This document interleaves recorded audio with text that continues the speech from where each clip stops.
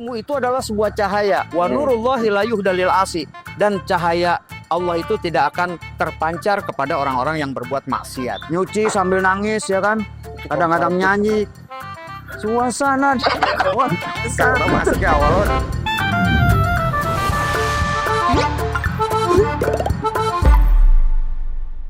Bismillahirrahmanirrahim. Assalamualaikum warahmatullahi wabarakatuh. Waalaikumsalam. Ashabul Hikayah. Alhamdulillah pada pagi hari ini insya Allah kita akan tanya-tanya cerita-cerita mengenai kehidupan selama di pondok pesantren bareng Bang Mucle. Mungkin sedikit perkenalan tentang Bang Mucle ini. Antum ini alumni pondok pesantren ternyata Bang Mucle. Iyalah, alumni Pondok Pesantren Darun Najah, Hulu Jami, Jakarta. Itu angkatan Laut. Ya kan dari dulu ada laut dulu. Oh, Dekat rumah teman saya, kan dekat rumah saya. Jadi angkatan 12 tahun 12 masuk 83, keluar 89. Wow, berarti antum udah angkatan senior saya berarti. Iya, tapi saya nggak setua Nyonya Menir ya. Berdiri sejak 1916. Capek dari 19. Ya alhamdulillah bisa bersilaturahmi sama Reza ya di sini ya, sama teman-teman di Pondok Pesantren Darun Najah. Seneng. Ya, alhamdulillah kita juga seneng lah Bang kedatangan alumni juga yang udah seniman juga di dunia luar. Alhamdulillah. Dunia luar Pondok Oh, maksudnya. maksud kirain luar angkasa apa bukan Eli ya. Dunia sini. Ya, Berarti sekarang kesibukannya apa nih? Lagi sibuk-sibuk? sibukannya alhamdulillah masih ada beberapa acara-acara di panggung, mengisi beberapa program acara di kementerian kemarin-kemarin itu, dan juga aktif di media sosial. Karena sekarang kan sudah eranya media sosial, Era digital lah, Bang. dan informasi itu ada di genggaman kita. Jadi jangan sia-siakan. Berarti emang walaupun lulusan pesantren ya tetap bisa ngisi-ngisi. Loh, sekarang gini, lulusan pesantren itu memang harus berdaya di segala bidang. Karena kan ada dulu lagu berdakwah di segala bidang. Olahraga ketinggalan jangan. Iya, tinggal aja kan. Tetap harus olahraga kita. Harus olahraga. Masa? Jadi santri itu harus bisa mewarnai masyarakat. Kalau kita terjun di masyarakat, jangan kita yang diwarnai oleh masyarakat, kita lah yang mewarnai. Iyalah, tetap harus mewarnai dunia. Iya betul. Santri-santri juga harus mewarnai dunia luar, dunia sosial media. Betul. Juga tetap harus lah. Berarti Bang Mucle awal masuk tahun ke sini tadi tahun Tahun 83. 83. Nah, itu atas kemauan Bang Mucle sendiri atau kan kalau sekarang kan informasi-informasi mengenai pondok pesantren kan bisa dapat dari sosial media atau dari omongan-omongan saudara dan lain-lain. Oh, dulu Bang Mucle tahu pondok pesantren Darun Najah tuh pengen masuk pesantren gimana? Kalau omongan saudara masih mending, yang pedas itu omongan tetangga ya. Itu mah Iya. emang Nyakitin, omongan tetangga nyakitin. Bukan itu maksudnya. Jadi saya masuk pesantren waktu itu atas inisiatif saya sendiri, tidak ada anjuran dari orang lain, nggak ada paksaan. nggak ada paksaan. Bahkan orang tua saya aja nggak tahu kalau saya mau masuk pondok pesantren. Jadi saya terinspirasi dengan lagunya Nasi Daria. Suasana di kota santri, asik kesenangkan hati. Waktu itu terbayang-bayang dalam pikiran aneh itu ya, bahwa wah enak banget ya masuk pesantren. Suasananya begitu asik gitu. Tiap pagi dan sore hari, muda-mudi berbusana rapi. Wah, kayaknya masuk pesantren aneh jadi rapi. Akhirnya nyoba-nyoba dah. Dari kecil nggak pernah rapi. Tapi sekarang udah rapi lah. Alhamdulillah. Ini berkat didikan dan juga tempaan dari pesantren itu. Jadi waktu itu Anet pengen banget jadi santri karena terinspirasi oleh lagu Nasi itu. dari itu. Jadi jangan sia-siakan atau jangan sepelekan lagu yang kadang-kadang mengarahkan kita kepada kebaikan. Contohnya lagu Nasi Daria itu. Itu malah lagu yang buat Bang Mucle masuk pondok pesantren. Betul. Akhirnya Ane masuk sini, kemudian didukung oleh orang tua, diantar oleh guru ngaji. Alhamdulillah lulus 6 tahun di pondok pesantren. Alhamdulillah. Tadi boleh cerita-cerita dikit nggak Bang? Dulu waktu Bang Mucle di sini tuh kelas satunya bagaimana kehidupan di santrinya? Kelas 1 mungkin masih kita tuh kadang-kadang punya angan-angan yang indah-indah ya. Wah, Biasanya. suasana di pesantren tuh enak. Tapi ternyata belum tentu sesuai dengan yang kita harapkan. Karena kita belum kuat aja waktu itu. Kelas 1 sih ya. Kelas 1, biasalah sehari 2 hari nangis-nangis. Ya. Hari ketiga ketawa-ketawa. Tapi emang pas kelas 1 tuh emang kumpul dari teman-teman Bang Ucai kan pasti dari semua daerah. Dari semua daerah, bahkan ada beberapa orang dari negara lain. Oh, ada juga yang dari negara lain. Ada. Jadi memang saat itu kita benar-benar mengikuti apa yang diarahkan oleh pimpinan, para pengurus di pondok pesantren. Alhamdulillah, ya beberapa kali sih sempat down, tapi buat aneh itu adalah sebuah pelajaran. Waktu kelas 1 aneh pernah dihukum karena nggak tahu sholat ketinggalan itu dihukum. Jadi udah azan maghrib, aneh masih ngemil di kamar. Karena nggak tahu kan. Begitu, wah dengan santainya masuk masjid, sholat seperti biasa. Besoknya kok dipanggil Kismul Aman, iya kan? Terus dihukum, suruh nyuciin baju-baju yang jatuh dari jemuran. Wah, ada jumlahnya sekitar 25,5. Itu kelas 1. Ya, kelas 1, 25,5. Yang 24-nya utuh, yang setengahnya celana pendek kayaknya. Jadi setengah. Itu aneh nangis-nangis nyuci baju itu. Wah, beli apa namanya deterjen. Dulu deterjen itu masih ada yang kotak dari kardus itu, segede itu aneh habisin tuh. Nyuci sambil nangis ya kan. Kadang-kadang nyanyi. Suasana karena masuk ke awal karena lagu itu ternyata malah suruh nyuci. Ya, suruh nyuci. Tapi aneh sadar bahwa ini adalah sebuah penguatan. Pesantren itu mendidik jiwa kita jadi kuat. Mendidik jiwa kita tuh jadi mentalnya itu benar-benar kuat gitu loh. Bahwa kita harus tahu apa yang kita lakukan itu akan beresiko. Iya kan? Semua ada konsekuensinya. Ya udah ada aturan, kenapa dilanggar? Walaupun kita nggak tahu, ya kenapa nggak tahu gitu loh. Makanya jangan ngemil-ngemil. Ya habis enak sih gimana Iya tuh? sih. Mana dong, Ja?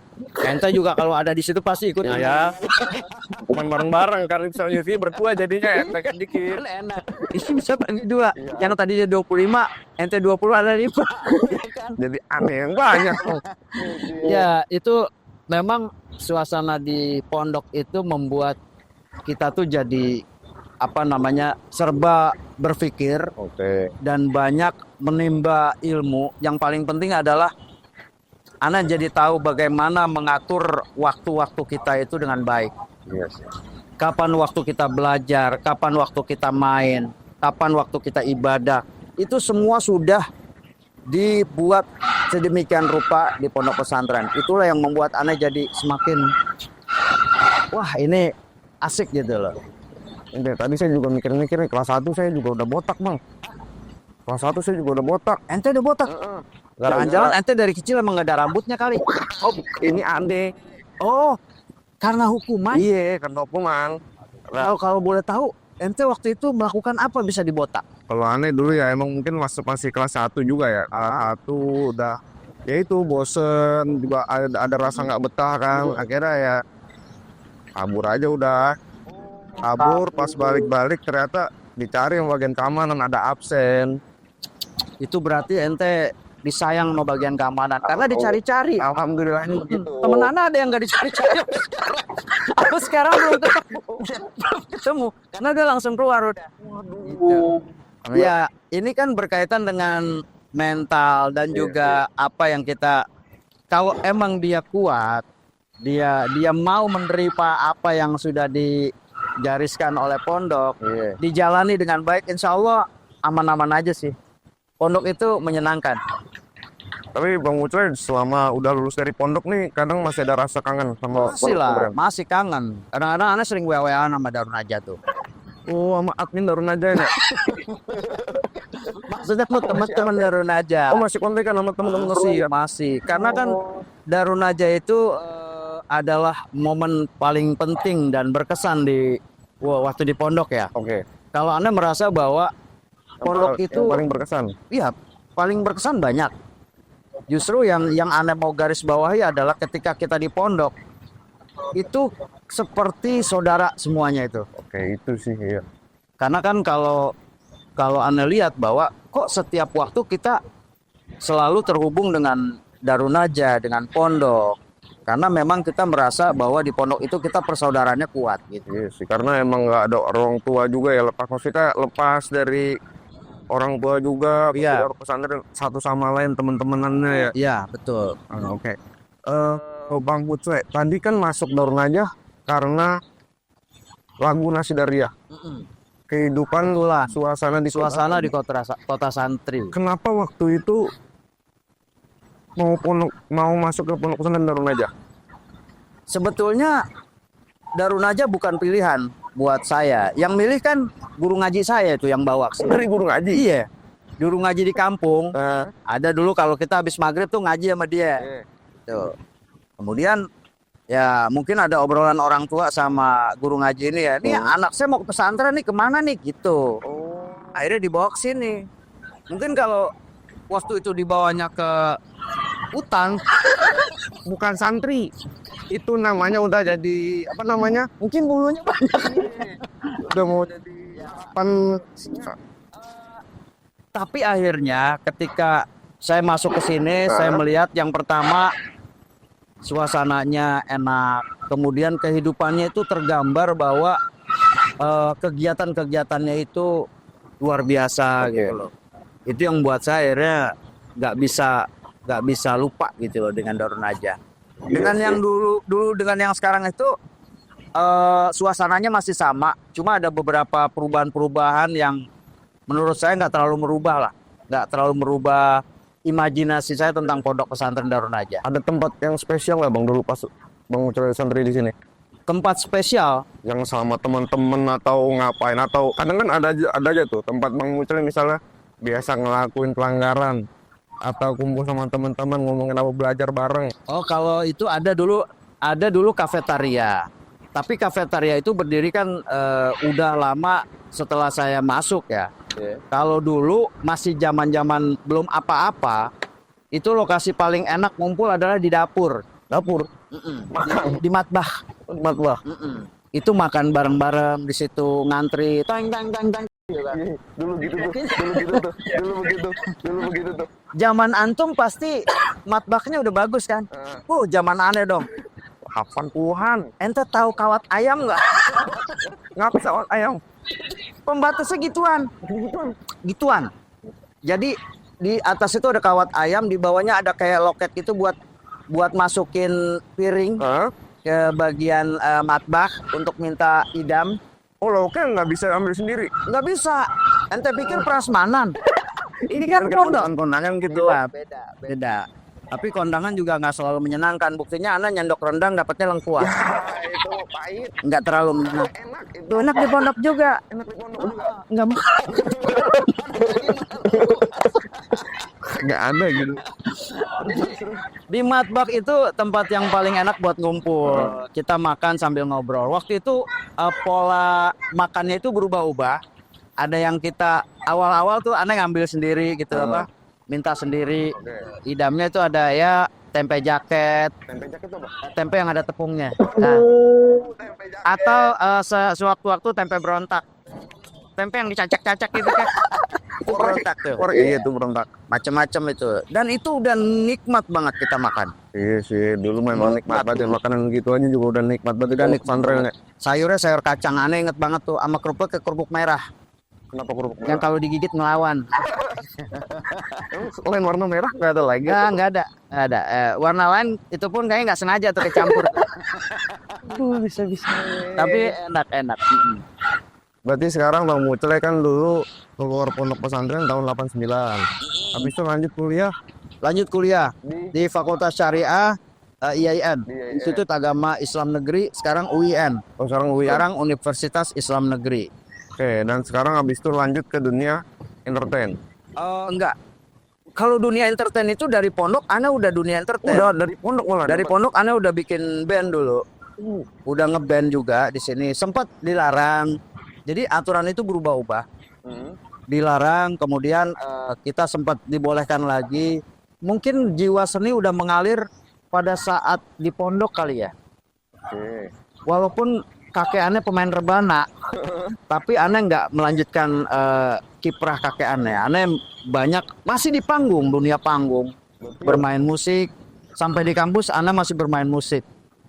Berarti emang dari Darun aja emang Bang Ucuy aktifnya di Kesenian. di kesenian. Walaupun nggak pernah jadi bagian kesenian, dulu bagian penerangan. Oke, bagian penerangan. Ismul Alam. Oke, Semua Ilham sampai sekarang masih ada. Iya, aneh dendam sama yang ngumumin aneh dulu. Makanya jadi bagian Ilham biar bisa ngumumin orang-orang. Pada saat aneh ngumumin, aneh sebut aja namanya. Ini yang dulu manggil. Ya, menyenangkan lah menjadi santri itu ya, teman-teman semuanya.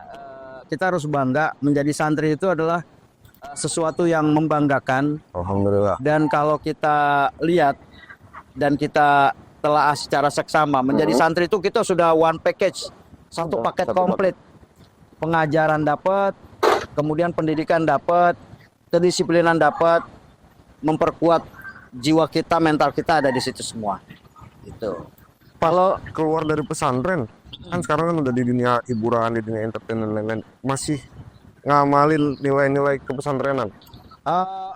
Kalau pesan kiai begini, yang namanya santri, dia mau jadi apapun, jiwanya tetap santri. Jadi, kalaupun aneh main di film atau di televisi, jiwa kesantrian itu tetap ada. Bahkan dalam beberapa tayangan yang mengandung unsur politik sekalipun, aneh coba arahkan kepada unsur-unsur kesantrian. Biar ada nilai-nilai yang kita berikan. Itulah berdakwah di segala bidang yang dimaksud dengan kiai itu. Jadi mau berkiprah dimanapun tetap dalam koridor pesantren. Tetap ada nama santri. Jangan dibuang kesantrian kita. Karena itulah yang mahal sebetulnya.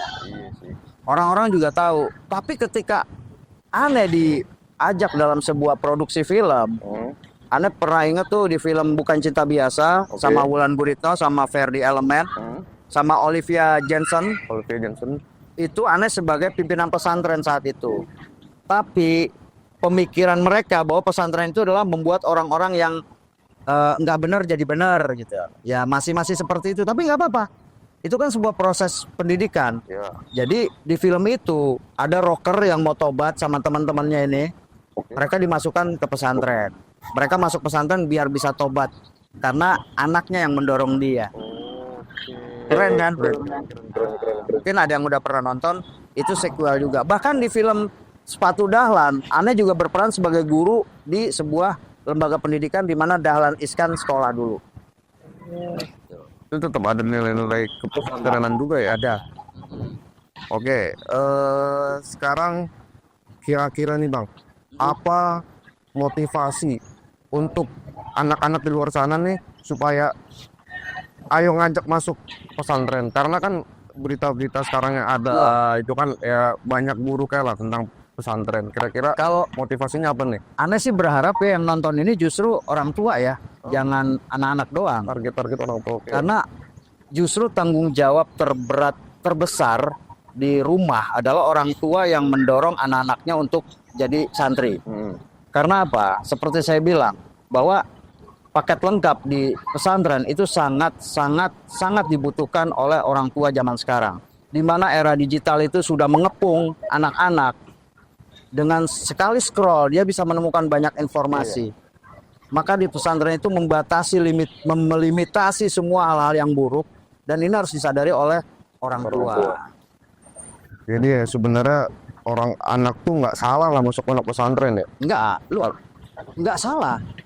Kalau orang tua memasukkan anaknya ke pesantren, bahkan harus dipaksa, tidak apa-apa. Tidak apa-apa, karena memang sesuatu yang baik itu harus dipaksakan.